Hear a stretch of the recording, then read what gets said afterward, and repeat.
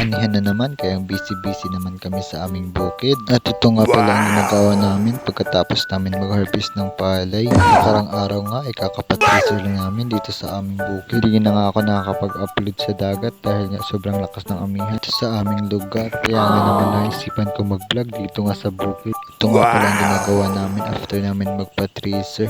Kailangan niya maibilad mo na yung palay bago namin ito i-stock sa bodega. Kasama ko nga pala dito si ate bago yung kapatid namin na bunso. Mahigit kalahating oras nga lalakarin namin bago kami makarating dun sa dryer. Dito nga ay may nadaanan kami construction site dito malapit sa dryer. Ito na ata yung terminal ng bus dito sa amin. Malapit lang nga pala ito sa high school dito sa aming lugar sa Santa Teresita. Nakakagulat lang dahil unti-unti na maangat ang aming munisipyo dito sa Dumaran. Pero sana inuna nila yung kalsada namin sa highway bago yung terminal. Dito nga ay nakarating na kami sa dryer na aming bibilaran ng palay at meron pang kambing na nakatali malapit sa dryer. Masarap siguro ito ichimpam.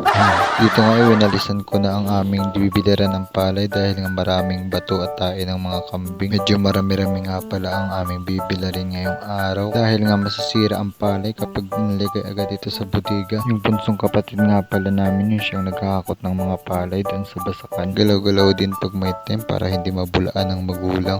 Umuwi na nga kami para sa tanghalian namin at ito yung aming ulam. Sapsap na ito at meron pang langka na adobo.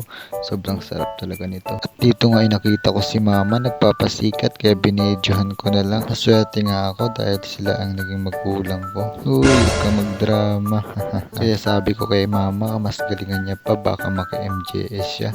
Dito nga ihapon na kaya dali-dali na kami nagpasok ng pali sa sako baka kasi gabihin kami kasi natapos na nga namin ang aming pagbibilad kaya umuwi na kami kasi tuwang-tuwa nga dito ang aking dalang pamangkin dahil nakasakay sila sa karosa. Dito ko na rin nga po tatapusin ang aking video. Maraming salamat po.